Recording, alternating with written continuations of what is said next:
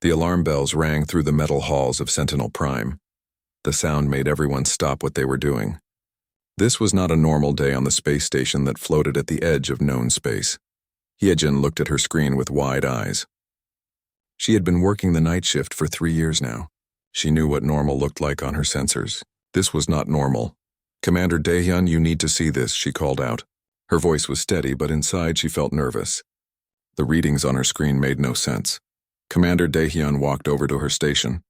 He was a tall man with gray hair and tired eyes.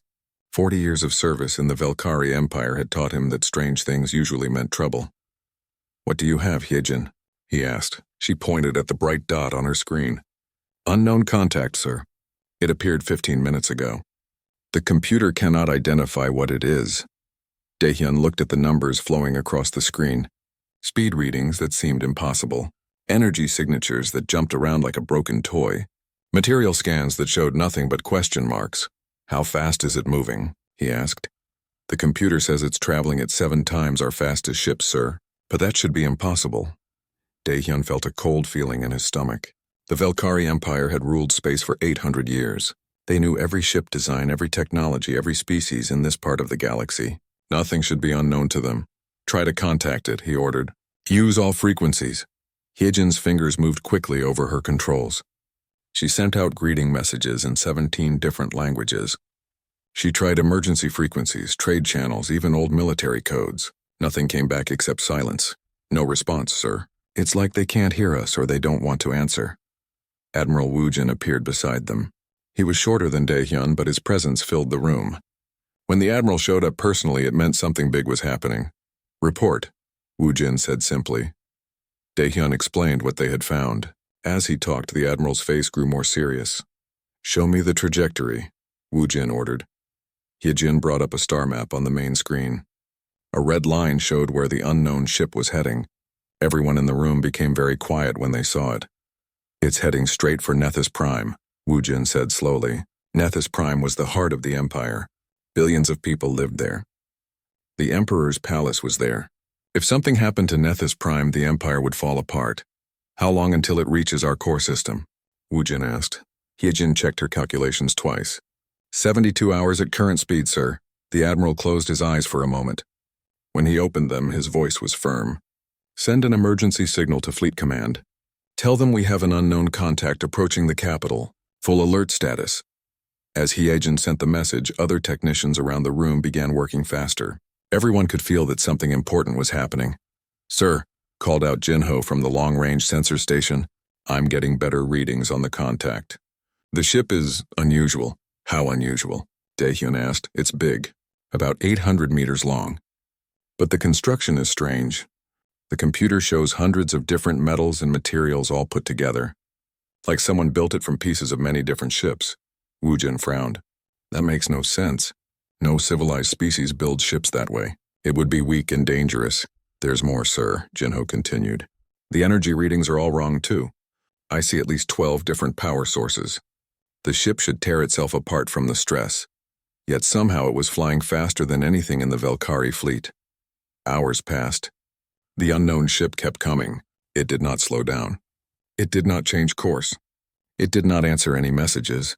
More reports came in from other stations. Everyone along the border was tracking the strange ship now. The answers were always the same. Unknown materials. Impossible speed. No communications. Daehyun stood looking at the main screen. The red dot kept moving toward the heart of the Empire. In his 40 years of service, he had never seen anything like this. "Sir," Hyejin said quietly, "I've been running deep scans on the contact. I found something." "What is it?" The long-range cameras picked up images of the ship's hull. "There are markings on it." She put the image on the screen. Everyone gathered around to look. The ship looked like exactly what the sensors said. Hundreds of pieces welded together. Armor plates from different ships. Weapons that didn't match. It looked like something built in a hurry by someone who didn't care how it looked. But the markings were what made everyone stare. Painted across the hull in bright colors were symbols and letters. Not just one language, but many. Some looked familiar. Others were completely unknown. "Those symbols," Woojin said slowly, "some of them look like old Velkari writing. But that's impossible. Those scripts have been dead for 1,000 years. What could it mean? Daehyun asked. Before anyone could answer, alarms began ringing again. This time they were different alarms. Emergency signals from deep space, what now? Woojin demanded. The technician at the communications station looked pale. Sir, we're getting reports from mining station Echo 7. They say something attacked them and stole supplies. Food, water, and fuel. What kind of something? Unknown ships, sir. Small and fast. The miners said they looked like they were built from scrap metal. Woojin and Daehyun looked at each other. Then they looked back at the screen showing the approaching unknown ship. How far is Echo 7 from the trajectory of our unknown contact? Woojin asked. Hyejin checked quickly. About 2 light hours away from its path, sir. Everyone was quiet. The pieces were starting to fit together, but the picture they made was frightening. Sir, Hyejin said in a small voice, what if that ship isn't alone? What if there are more of them out there, and we just can't see them yet?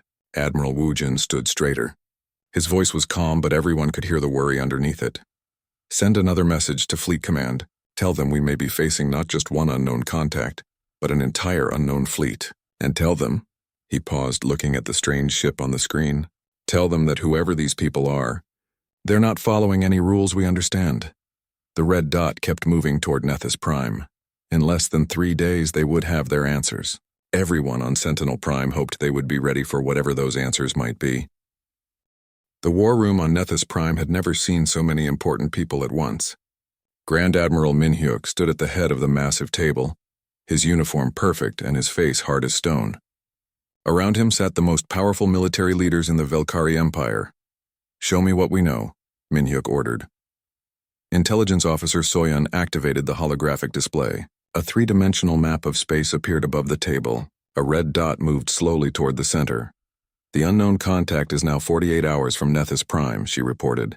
Our deep space sensors confirm it is a single ship, approximately 800 meters in length. Construction appears to be composite materials from multiple sources. Composite materials? Asked Captain Jinwoo. He commanded the flagship Dominion's Edge, the most powerful warship in the fleet. You mean it's built from pieces? Yes, sir. The hull shows at least 300 different metal types.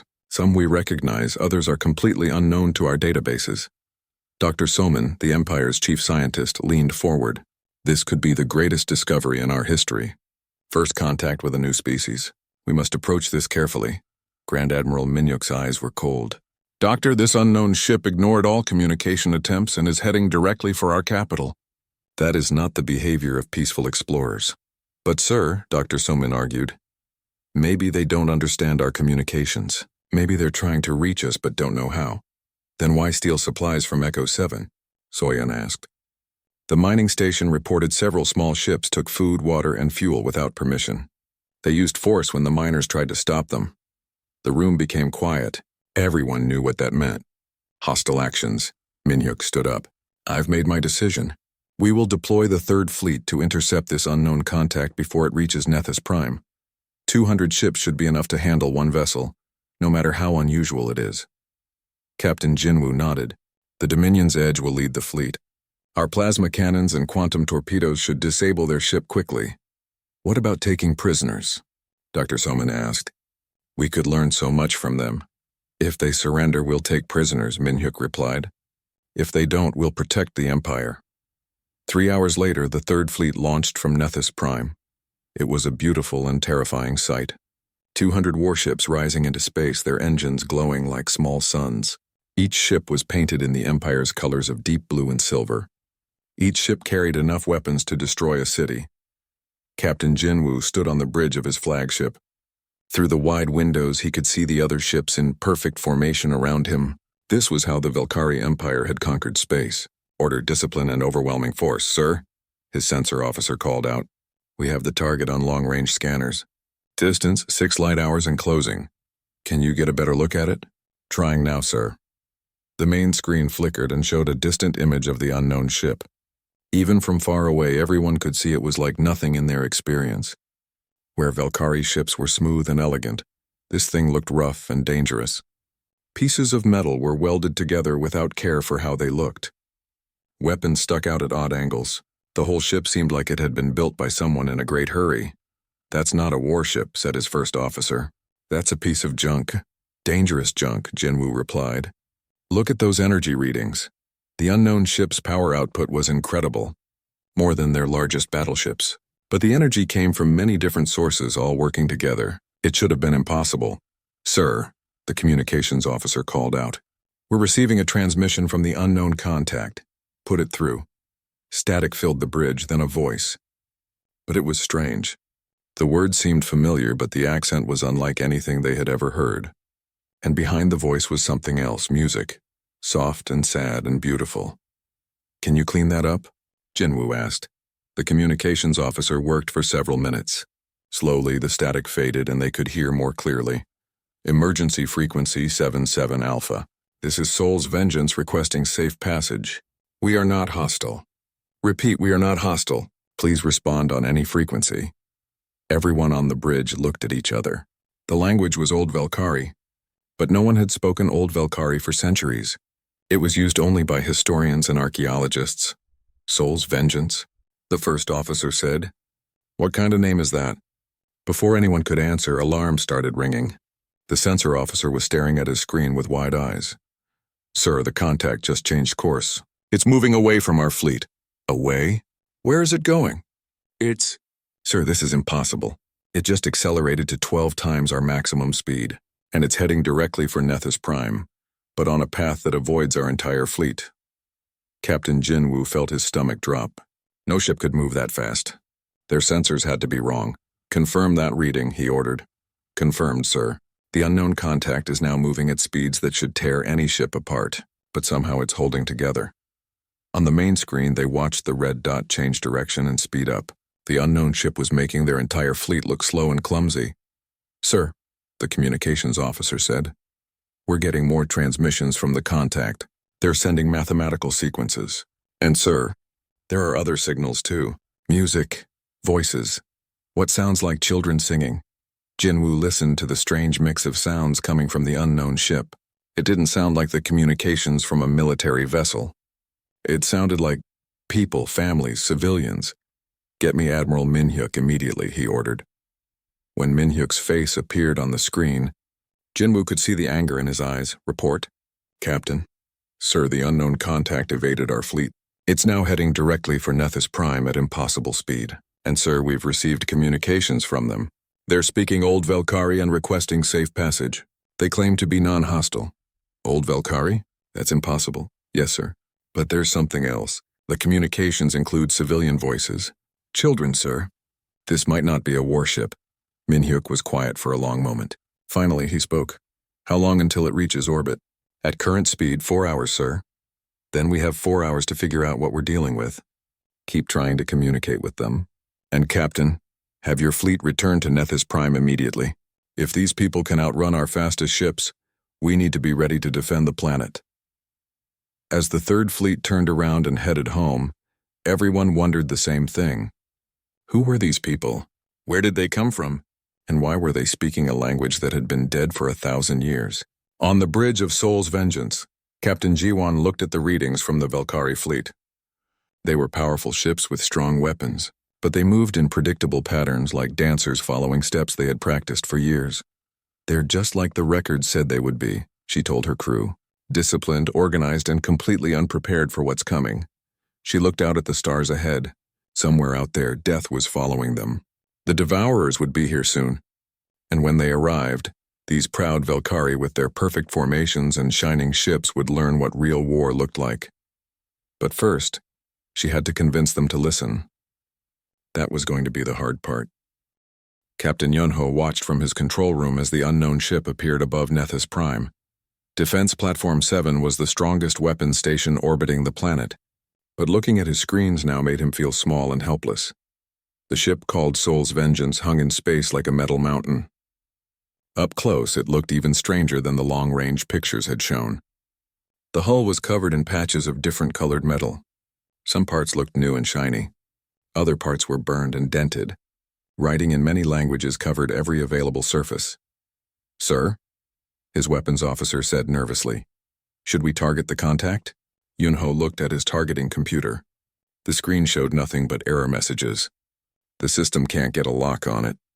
The ship's energy output is too chaotic. Our computers don't know what to shoot at. This was not how things were supposed to work. For 800 years, Velkari weapons had been the best in known space. Their targeting systems could hit a coin from 1,000 kilometers away. But faced with this strange patchwork ship, their technology was useless. In the linguistics department of the Imperial Palace, translator Jimin was having the worst day of her career. The signals coming from the unknown ship were unlike anything she had ever heard. "Play the transmission again," she told her assistant. The speakers crackled to life. A mix of voices, some speaking Old Velkari, others using languages she didn't recognize. Behind the voices was music, soft and sad. Sometimes she could hear what sounded like children laughing. "The mathematical parts are clear," she reported to General Taehyun over the communication link.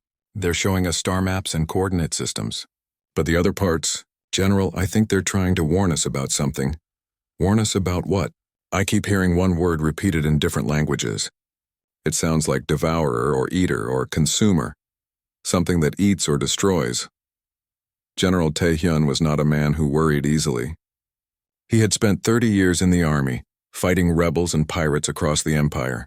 But today, looking up at the strange ship in the sky, he felt afraid. His soldiers were ready, 10,000 troops with the best weapons and armor in the galaxy. But the enemy was in space and he was stuck on the ground, waiting. "Sir," his aide called out, "the unknown contact is launching smaller vehicles." Taehyun watched through his binoculars as tiny shapes left the main ship. They moved in patterns that made no sense, spinning and weaving through space like insects. Those aren't attack craft, he realized. They're too small and moving too strangely. Engineer Narai was in the main control room of the planetary defense grid when she noticed something wrong. The quantum detection network that protected Nethys Prime was showing strange readings. "That's impossible," she whispered, checking her instruments again. The network showed that something had been watching the planet for weeks. Tiny signals, almost too small to notice, had been scanning their defenses and communications. She called her supervisor immediately. "Sir, I think we've been under surveillance. The defense grid shows trace signatures dating back almost a month." "Surveillance by who?" "I don't know, sir. But whatever's been watching us, it's not the ship that just arrived. These signals are different, smaller, more mechanical." Above the planet, the small craft from Soul's Vengeance moved toward the defense platforms. Captain Yunho expected them to attack. Instead, they stopped just outside weapons range and began broadcasting. Holographic projectors came online showing the image of a human woman. She was small and dark-haired, wearing a uniform that looked like it was made from pieces of different outfits. Behind her, Yunho could see the interior of her ship. It looked as rough and improvised as the outside. "My name is Captain Jiwon of the Earth vessel Soul's Vengeance," she said in perfect Old Velkari. "We are not here to attack you. We are here to warn you. You are in great danger, and you don't know it yet." The transmission reached every screen on every defense platform and ship in the system. Millions of people across Nethys Prime watched as the first human they had ever seen spoke to them directly. "We know you don't trust us," Captain Jiwon continued. "We know our ship looks strange to you. That's because we built it from the wreckage of our enemies. We've been running and fighting for 20 years. Our home is gone. Our fleet is mostly destroyed, but we learned something important, and we came here to share it with you." In the Imperial Palace, emergency council members were gathering in the Great Hall. These were the most important leaders in the Empire, and they were all asking the same question: what do we do? "She's speaking Old Velkari," Councillor Minseok said, watching the transmission. "How is that possible?" Dr. Somin had been studying the humans since their ship arrived. "Look at her features," she said excitedly. "The facial structure, the skin tone. She looks almost like the ancient paintings of our people from before the Great Expansion." "That's ridiculous," snapped General Taehyun through the communication link. "She's an alien. She can't be related to us." But looking at the human captain's face, many people were thinking the same thing Dr. Somin had said. There was something familiar about her, something that reminded them of their own ancestors. Captain Jiwon's transmission continued. 3 months ago, our deep scouts detected movement in the void beyond your territory. Ships unlike anything you've ever seen. They don't communicate. They don't negotiate. They consume everything in their path and move on to the next system. The hologram changed to show star maps. Red dots marked the locations of destroyed solar systems. The pattern was clear and terrifying. The red dots formed a line pointing directly toward Velkari space. "We call them the Devourers," Captain G1 said. "We don't know where they came from or what they want. We only know what they do. They take everything. Every ship, every station, every planet. They strip them down to bare rock and metal, then move on." Scout pilot Seojin appeared in the hologram beside his captain. He was younger, maybe 25, with scars on his face and tiredness in his eyes. "I've seen what they do to civilizations like yours," he said quietly. "Your ships are beautiful and your formations are perfect. You fight like warriors with honor and rules. The Devourers don't care about honor. They adapt to everything you do. Every weapon, every tactic, every strategy. Within minutes, they learn to counter it."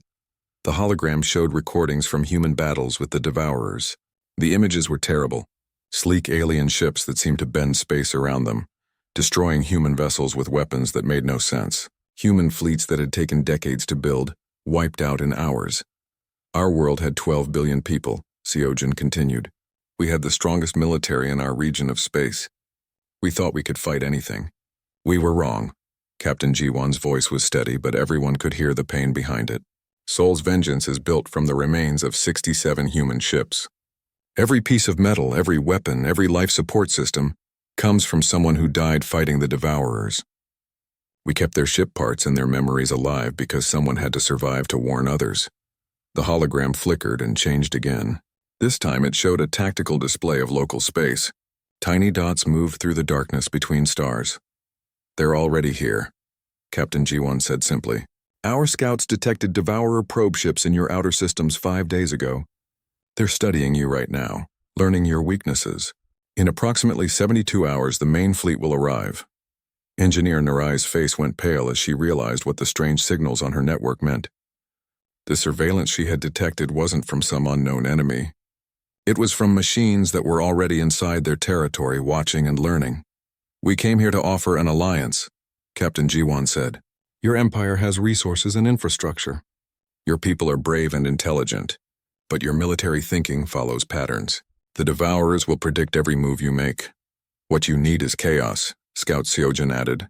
"You need to think like survivors instead of conquerors. You need to be willing to break your own rules to win."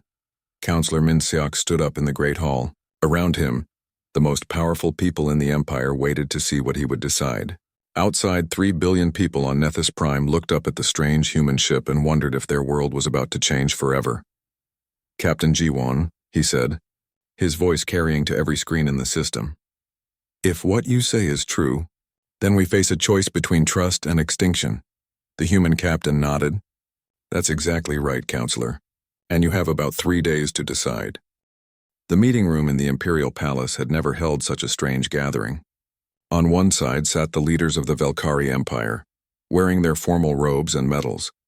On the other side sat the humans from Soul's Vengeance, wearing patched uniforms and carrying weapons that looked like they were built from spare parts. Captain G1 sat across from Counselor Min Seok. Between them lay the future of both their peoples. "Show us proof," Min Seok said quietly. "Show us that this threat is real." G1 nodded to her chief engineer. Haywin was a small woman with oil-stained hands and bright, intelligent eyes. She activated a portable holographic projector that looked like it had been repaired many times. The room filled with images of space, beautiful blue stars and peaceful planets. Then the scene changed. The same space but empty. Where planets had been, only scattered rocks remained. Where space stations had orbited, nothing but debris fields. "This was the Centauri Collective," Haywin said in accented Velkari. "Population 43 billion across 17 worlds. They had technology similar to yours. Strong defenses, powerful fleets." The hologram showed the Devourer attack. Ships that seemed to absorb light, moving in formations that hurt to look at. They moved through the Centauri defenses like water through cloth. "How long did the battle last?" asked Admiral Gayong. 6 hours, Jiwan replied. "For the entire system. The Devourers adapted to every weapon the Collective used. Every tactic, every strategy. By the end, Centauri ships were shooting at ghosts while the real enemy stripped their planets bare." Dr. Yunbi, the Empire's top physicist, leaned forward. "The energy patterns in these recordings, they're impossible according to our understanding of physics." "Your physics," said Dongyuk, the human tech specialist. "The Devourers don't follow rules we understand. Their ships change shape during battle. Their weapons work differently each time they're fired. Trying to predict them is like trying to predict the weather. Counselor Minseok studied the faces around the table. His people looked confused and frightened. The humans looked tired and determined. "What do you propose?" he asked. Captain Jiwon activated another display. This one showed tactical plans and ship designs. "We combine your resources with our experience. Your people know how to build strong, reliable technology. Our people know how to make that technology unpredictable and chaotic." She pointed to images of modified ships. "These are vessels we've built using Devourer technology we captured. They're ugly, unreliable, and completely effective. The Devourers can't adapt to technology that doesn't work the same way twice." Commander Jiho spoke up. He was the human expert on fighting the Devourers, and his face was covered with scars. "Your military doctrine is based on order and formation fighting. That's exactly what the Devourers expect. They've destroyed 1,000 civilizations that fought that way." "Then how do we fight them?" asked Admiral Gayung. "Like humans fight," Jiho replied simply. "Dirty, desperate, and without rules. You hit them where they don't expect. You use weapons that shouldn't work. You make every battle different from the last one." The room was quiet as everyone absorbed this information. Finally, Counselor Minseok spoke. "You're asking us to change everything about how we wage war." "Yes," Jiwon said, "because everything you know about war is about to become useless." Before anyone could respond, alarms started ringing throughout the palace. Emergency signals flashed on every screen. "Report," Minseok called out. A technician's voice came through the communication system. "Sir, we're detecting massive energy signatures at the edge of the system. Something big is coming out of faster than light travel." Everyone in the room felt their blood turn cold. They all knew what this meant. "How many contacts?" Admiral Gayung asked. "Sir, hundreds, maybe thousands. The sensors can't get an accurate count because the ships keep changing appearance." Captain Jiwon stood up, her face grim. "They're here. 3 days early. They must have detected our arrival and moved faster." "What do we do?" Minseok asked. "We fight," Jiwon said. "Right now, with whatever we have." "Your third fleet is still in system?" "Yes, 200 ships under Captain Jinwoo." "Good, we need to get our people working together immediately. Donghyuk, take some of your technical staff and start modifying their weapon systems. Make everything random and unpredictable." Donghyuk nodded. "How much time do we have?" The technician's voice came through the speakers again, more urgent now. "Contacts are moving in system. Estimated arrival at Nethys Prime. 4 hours. 4 hours to save an empire," Haewon muttered. "We've done worse." Admiral Gayung was already on her communication device calling her fleet commanders. "All ships, this is Admiral Gayung. We are now operating under joint command with human forces. New orders will follow." Dr. Yunbi looked at the human technology displays with fascination and horror. "These designs violate every safety protocol we have." "Safety is a luxury we can't afford anymore," Jiwon told her. "Would you rather have safe ships or living crews?" The next few hours were chaos. Human engineers worked alongside Velkari technicians, modifying weapons and systems in ways that made no sense but somehow worked. Ships that had been perfect examples of Velkari engineering became strange hybrid vessels that looked like they might fall apart at any moment. On the bridge of Dominion's edge, Captain Jinwoo watched human technicians install new weapons on his ship. The devices were ugly and makeshift, but the energy readings were incredible. "This plasma cannon is built from parts of 6 different ship types," Donghyuk explained. "It will fire differently every time you use it. Sometimes it will be weak, sometimes strong, sometimes it will split into multiple beams. The Devourers won't be able to predict it." "What if it explodes?" Jinwoo asked nervously. Donghyuk shrugged. "Then we'll die fighting instead of just dying. That's better than most people get against the Devourers." On Nethys Prime, millions of people watched the news broadcasts showing strange ships approaching their world. The government told them to stay calm and trust their military. But everyone could see the fear in their leaders' faces. In the orbital defense stations, Velkari and human crews worked together to prepare weapons that had never been tested. Every system was modified to be unpredictable. Every strategy was designed to break their own military rules. "This is insane," Captain Yunho said, looking at his new weapon systems. "These modifications could destroy my station." "The Devourers will definitely destroy your station," Commander Jiho replied. "At least this way you have a chance." As the hours passed, reports came in from the outer system. Scout ships that tried to observe the approaching Devourers simply vanished.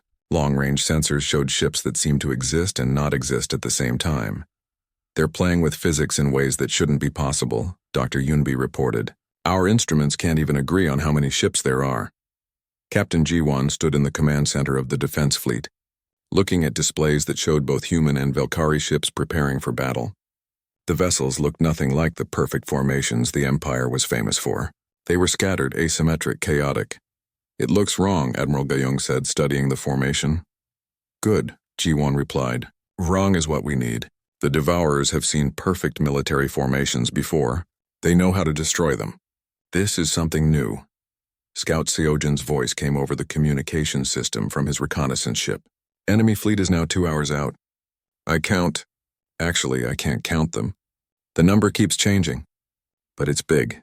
Bigger than anything we've seen before.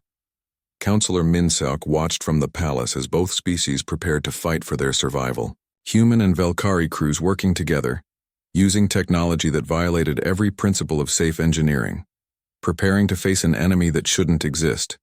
Are we doing the right thing? He asked Captain Jiwon. She looked out at the approaching darkness where death was coming for them all. We're doing the only thing left to do, she said. We're refusing to die quietly. The Devourers were coming. The Alliance was ready. In less than 2 hours, they would learn if chaos and desperation could defeat perfect, emotionless efficiency. The Devourers arrived like a storm made of metal and darkness. Their ships came out of faster-than-light travel in perfect silence, forming patterns that hurt to look at directly. Each vessel was different from the others, but all of them shared the same terrible purpose. Admiral Gayung stood on the bridge of her command ship, watching the enemy fleet spread across her sensors like a disease. How many? She asked. The count keeps changing, her sensor officer replied. Sometimes I see 300 ships. Sometimes I see 3,000. It's like they exist in multiple states at once. Beside her, Captain Jiwon checked the readouts from Soul's Vengeance. That's normal for them. They don't follow our physics. Don't trust your sensors to tell you the truth. The first attack came without warning. Devourer ships moved faster than anything should be able to move, appearing among the Valkyrie defense lines before anyone could react. Their weapons fired beams of energy that seemed to bend space itself. Captain Jinwoo watched from Dominion's edge as 3 of his escort ships simply ceased to exist. One moment they were there, the next moment there was empty space where they had been. Return fire, he ordered. The modified plasma cannons that Dongyuk had installed opened up, sending streams of chaotic energy toward the enemy. The beams curved and split in random patterns, hitting targets that the gun crews couldn't even see. To everyone's surprise, the shots connected. 2 Devourer ships flickered and began spinning out of control. It's working, Jinwoo called out. The random targeting is working. But the celebration was brief. More Devourer vessels appeared, and this time they were ready for the chaotic weapons. Their ships began changing shape, becoming harder to hit. They're adapting already, Commander Jiho's voice came over the communication system. Switch to backup weapon systems. Make everything different. The battle became a nightmare of constant change. Valkyrie ships that had spent centuries fighting in perfect formations broke apart into random groups. Weapon systems were modified during the fight itself, creating new combinations of technology that had never been tested. On Defense Platform 7, Captain Yunho watched his weapons crew install a human-designed device that looked like it was built from kitchen equipment and spare electronics. This is a gravity wave disruptor, the human technician explained quickly. It should confuse their navigation systems. Should? We've never actually used one before. But the theory is solid. Yunho activated the device.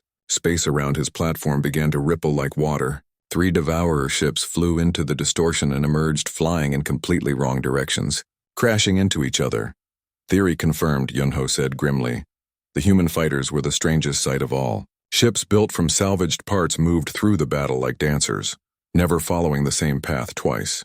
Soul's Vengeance itself flew patterns that seemed random, but somehow always put it in the right place to rescue damaged Valkyrie vessels. Dr. Yunbi worked frantically in her laboratory, creating new weapon combinations as fast as she could think of them. Mix the plasma coils with the quantum resonators, she ordered her assistants, and add that human device that shouldn't work but does. Doctor, that combination could explode, her assistant warned. Then it will explode in a way the Devourers don't expect, she replied. Send it to the fleet. The tide of battle shifted back and forth. Every time the Alliance forces found a tactic that worked, the Devourers adapted to counter it. But then the humans and Velkari would change their approach again, creating new chaos that the enemy couldn't predict. Engineer Narai watched her defense grid sensors with amazement. The Devourers are trying to hack our systems, she reported to Counselor Minseok. But the human modifications are so random that there's nothing consistent for them to hack. Accidental cyber defense? Minseok asked. The best kind, Nare replied. They can't break into systems that don't follow their own rules. Hours passed. The space around Nethys Prime became filled with wreckage from both sides. The Devourer fleet was taking losses they had never experienced before, but they were learning with each exchange. Captain Jiwon realized that the battle was reaching a critical point. The Devourers were beginning to understand human chaos tactics. Soon they would adapt completely, and the Alliance would be overwhelmed. All ships, she broadcast on all frequencies, prepare for final attack pattern. What's final attack pattern? Admiral Gayung asked. Something we've never tried before, Jiwon replied. Something so stupid and desperate that it just might work. Seoul's vengeance broke away from the main fleet and accelerated directly toward the largest Devourer ship. The enemy vessel was massive, easily 10 times larger than the human ship, and covered with weapons that could destroy entire fleets. Captain, Haywon called from engineering. The power systems can't handle this kind of acceleration. We're going to tear the ship apart. Good, Jiwon replied. When we tear apart, make sure we tear apart in their direction. The Devourer command ship fired everything it had at the approaching human vessel. Energy beams that could melt asteroids struck Seoul's vengeance again and again. The ship's mismatched armor held for a few seconds, then began to fail catastrophically. But instead of dying quietly, the human ship became a weapon itself. As systems failed, they exploded outward, creating a field of electromagnetic chaos around the Devourer command vessel. The enemy ship's perfect shields flickered and failed. Now, G1 broadcast. Hit them while their defenses are down. Every Alliance ship in range opened fire at once. Plasma cannons, quantum torpedoes, gravity disruptors, and weapons that had no names struck the Devourer command ship. For the first time in the battle, they inflicted serious damage on the enemy flagship. The command ship began to list, its perfect geometric shape distorting. Other Devourer vessels moved to protect it, but their formations were disrupted by the continuing chaos field from Seoul's vengeance's destruction. On his bridge, Captain Jinwoo saw the opportunity. All ships ram attack formation. Every vessel that can't fight anymore, use yourselves as weapons. It was the most desperate tactic in military history. Ships that were already damaged accelerated toward enemy vessels, turning themselves into guided missiles. Velkari crews who had spent their lives following orders and regulations suddenly embraced the human philosophy of chaotic warfare. The Devourer fleet, faced with attacks that made no logical sense, began to make mistakes. Their perfect adaptation systems couldn't handle tactics that were based on pure desperation and creativity. Dong-hyuk, working frantically on a damaged Velkari cruiser, created the strangest weapon of the war. I'm linking the ship's life support system to the main guns, he explained to the confused crew. Every time someone breathes, the weapons will fire in a different pattern. That's insane, the weapons officer protested. Exactly, Dong-hyuk grinned. The Devourers will never figure out that our targeting system is based on breathing. The impossible weapon worked. The cruiser's guns fired in patterns that seemed random, but were actually controlled by the life rhythms of the crew.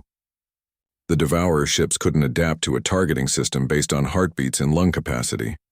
As the battle reached its climax, something unexpected happened. The Devourer ships began to retreat. For the first time in anyone's memory, the perfect alien machines admitted defeat. They're withdrawing, Scout Seojun reported from his damaged fighter. All enemy vessels are moving away from the planet. But their retreat was not quiet. As they left, the Devourers transmitted a signal on all frequencies. It was not a message anyone could understand, but somehow everyone knew what it meant. They would be back. And next time they would be ready for human chaos. 6 months later, Admiral Gayung stood in the command center of New Harmony Station, the first joint human Velkari military base. Around her, Mixed crews worked on ships that would have been impossible before the war. The vessels in the fleet looked nothing like the elegant Velkari warships of the past. Each one was unique, built from whatever materials were available and modified with human engineering principles. They were ugly, unreliable, and completely unpredictable. They were also the most effective warships anyone had ever seen. Status report, Gayung requested. Commander Jiho, now wearing a Velkari uniform modified with human equipment, smiled as he delivered his report. Patrol Group 7 returned from the Outer Rim. They found 3 more refugee fleets from species that survived Devourer attacks. All of them want to join the Alliance. Dr. Unbi approached with her latest creation, a weapon that looked like someone had built it during an earthquake. The new quantum chaos cannon is ready for testing, she announced. It has a 30% chance of working perfectly, a 30% chance of working wrong, and a 30% chance of doing something completely unexpected. What about the other 10%? Gayung asked. That's the chance it will work in a way we haven't thought of yet, Yunbi replied happily. Through the station's windows, Gayung could see the memorial wall where Soul's Vengeance had once docked. The human ship was gone, destroyed in the battle that saved 2 civilizations, but its legacy lived on in every modified weapon, every chaotic tactic, and every impossible engineering solution that kept the Alliance strong. The Devourers will return, she said quietly. Yes, Jiho agreed, but when they do, they'll find